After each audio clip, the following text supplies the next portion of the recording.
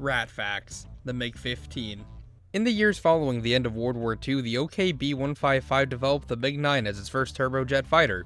The aircraft experienced many issues, which isn't surprising considering it was the first design. Its major issues revolved around its weak, unreliable engines and control problems. It was a decent first attempt, but unfortunately decent wasn't good enough, and as the Cold War was heating up, the West was starting to pass the Soviets in jet technology and they needed to catch up. While the other engineers were frantically trying to catch up, the Soviet aviation minister had a better idea. Why make something when you could just buy it? So he approached Joseph Stalin with a plan to buy the Rolls-Royce RB41 Nene turbojet engine from the UK. Joseph Stalin replied to this plan by saying what fool would sell us his secrets, but still let him try it anyways.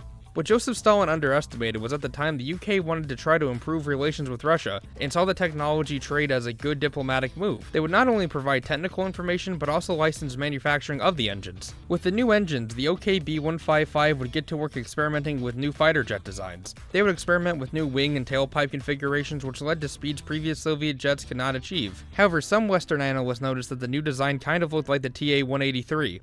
Regardless of whether the design was copied or the resemblance was simply a coincidence, that wouldn't change the fact that the Mig-15 would enter production and fly on December 31st, 1948, and add a very competitive fighter to the Soviet Air Force. Soon after its introduction, the Soviets would not waste time preparing it for its new role.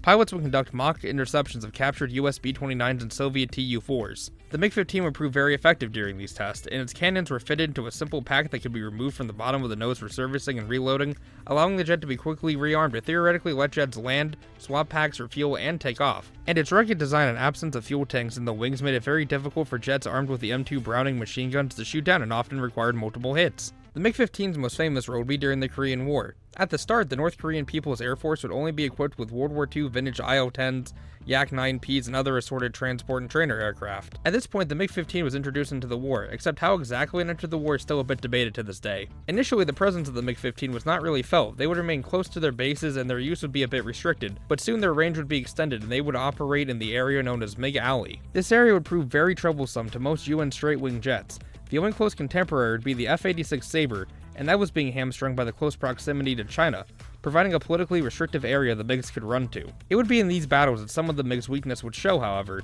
Its lack of fuel would lead it to having a pretty short operational range, making it difficult for the MiGs to operate outside of Mig Alley even if they wanted to. Secondly, the jet had a bad habit of spinning when it stalled, causing it to often become unrecoverable. This resulted in 56 instances of US pilots witnessing a spin in combat, resulting in at least 35 lost aircraft. The MiG would continue to operate throughout the world and be involved in a number of controversial shootdowns throughout the Cold War, the Suez Canal crisis and the Vietnam War to name a few. But with many aircraft of the Cold War, the MiG-15 would eventually fall behind as aviation development would advance at an incredible speed.